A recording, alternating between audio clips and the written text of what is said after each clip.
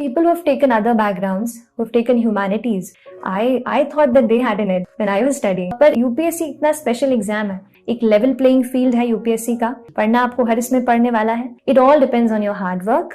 Graduation तो आप कुछ थोड़ा सा डर लगता है. आपको डर लगता है क्या इस प्रिपरेशन से?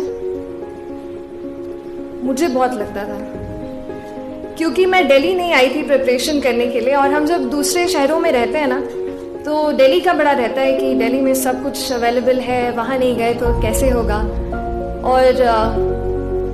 और क्लोजली किसी को देखा भी नहीं था मैंने प्रिपेयर करते हुए, तो एक थोड़ा फियर रहता है. उस फियर को तो ठीक है, उसको थोड़ा बैकग्राउंड में डाल दो, अपने आप पे एक बिलीफ रखना शुरू करो कि इफ दीज पर्सन्स जो मेरे सामने आज खड़े होके बोल रहे हैं, अगर ये कर सकते हैं, हैव अ बिग ड्रीम. तो and you know don't fear. कई बार हम मिडिल क्लास फैमिली से होते हैं, छोटे शहर से होते हैं, लगता है बड़ा सोचेंगे तो पता नहीं कर पाएंगे कि नहीं.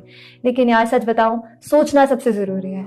सोचो, make your dream, and just love job, be determined, be very positive. There are going to be obstacles, there are going to be challenges, but let me tell you, challenges are meant to be challenged. तो कुछ भी आ जाए डरे मत, बड़ा गोल रखिए.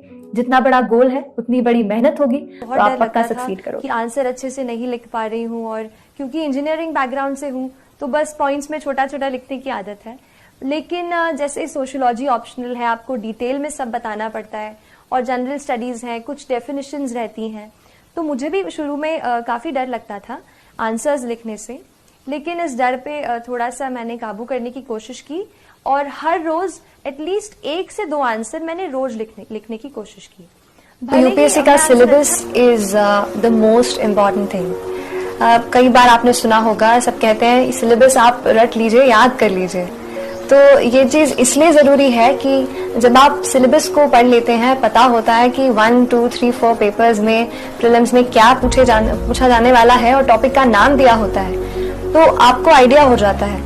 जब आप कोई और न्यूज़पेपर या बुक पढ़ते हैं तो आप उससे डिलिनिएट कर सकते हैं क्या चीजें. टाइम जाता कहाँ है. Many times we don't know, time just flies. Went to the class, given the test, खत्म. खाना खाया, थोड़ा एंटरटेनमेंट किया, एंड इट्स डन. ऐसा मत होने दीजिए. Just control your day, find out कि every single day what's happening.